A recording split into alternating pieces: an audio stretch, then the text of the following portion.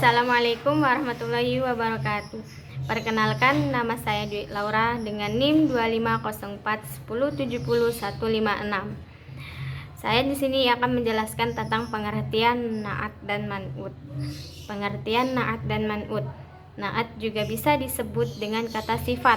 Ialah sesuatu yang disebutkan setelah isim, kata benda, untuk menjelaskan gambaran keadaan atau keadaan yang berhubungan dengan isim tersebut.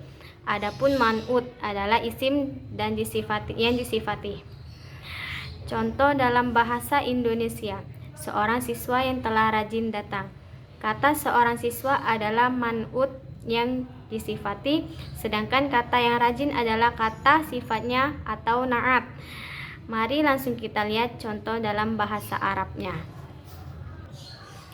Kata tilmidu adalah merupakan man'ut yang disifati. Contohnya al-tilmidu ja'a al-mujtahidu. Seorang siswa yang telah rajin datang. Kata tilmidu adalah merupakan man'ut yang disifati. Sedangkan al-mujtahidu adalah na'at atau yang mensifati. Hukum na'at dan man'ut dalam bahasa Arab, semua tata bahasa ada aturannya. Begitu juga dengan pembahasan na'at dan man'ut yang kita bahas di atas. Keduanya adalah sama seperti kembaran atau sepasang kata yang sama dalam 4 hal, yaitu 1. Status i'rabnya, misalnya Dhahabtu ilal masjidil kabiri. Saya pergi ke masjid yang besar itu. Keduanya juga sama-sama majrur, dibaca her atau dengan tanda jer kasro karena ada huruf jer sebelumnya. Yang kedua, gendernya mudzakkar muannas, laki-laki atau perempuan. Misalnya hadoro tolibu najibu, seorang siswa yang rajin itu telah hadir. Kata tolibu adalah mudzakkar, isim yang menunjukkan artinya laki-laki. Begitu juga dengan na'atnya, keduanya sama-sama mudzakkar. Yang kedua, hadorotu tolibatu najihatu, seorang siswi yang rajin telah hadir. Antara na'at dan man'ut di atas juga sama-sama mu'anas, isim yang berarti menunjukkan perempuan. 3. Adanya jumlah baik isim mufrad dan jamak, plural atau banyak, 1 isim musanah, 2 contohnya. Adanya jumlahnya baik isim mufrad dan jamak, plural atau banyak, 1 isim musanah, 2 contohnya.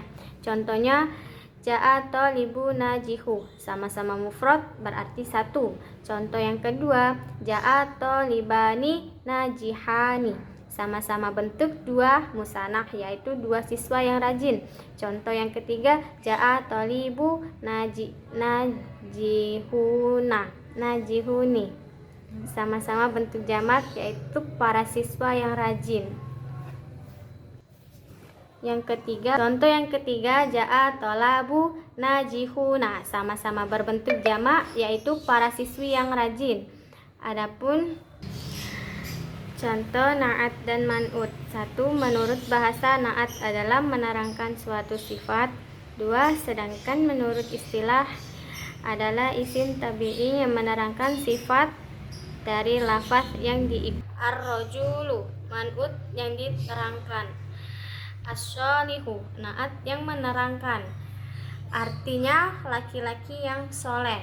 Kesesuaian sama-sama marfu' dengan domah, sama-sama mudzakkar, sama-sama mufrad, sama-sama ma'rifah, bersyada al. Contoh yang kedua, tolibatun mujtahidah, artinya siswi yang rajin. Tolibatun adalah man'ut dan mujtahidah adalah na'at.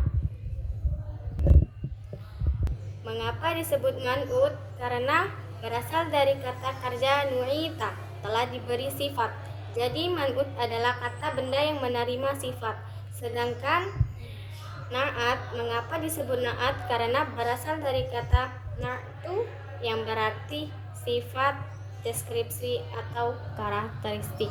Naat adalah kata yang memberikan sifat kepada man'ut. Jadi naat itu mengikuti man'ut. Keduanya memiliki persamaan yang sesuai dalam yang pertama i'rab, yang kedua mudzakkar atau muannas, yang ketiga mufrad, tasniyah dan jamak, yang keempat ma'rifah dan nakir. Jadi kesimpulannya adalah man'ut adalah kata benda yang diberi sifat, yaitu kata yang sedang dijelaskan. Sedangkan naat adalah kata sifat atau penjelas yang menerangkan man'ut.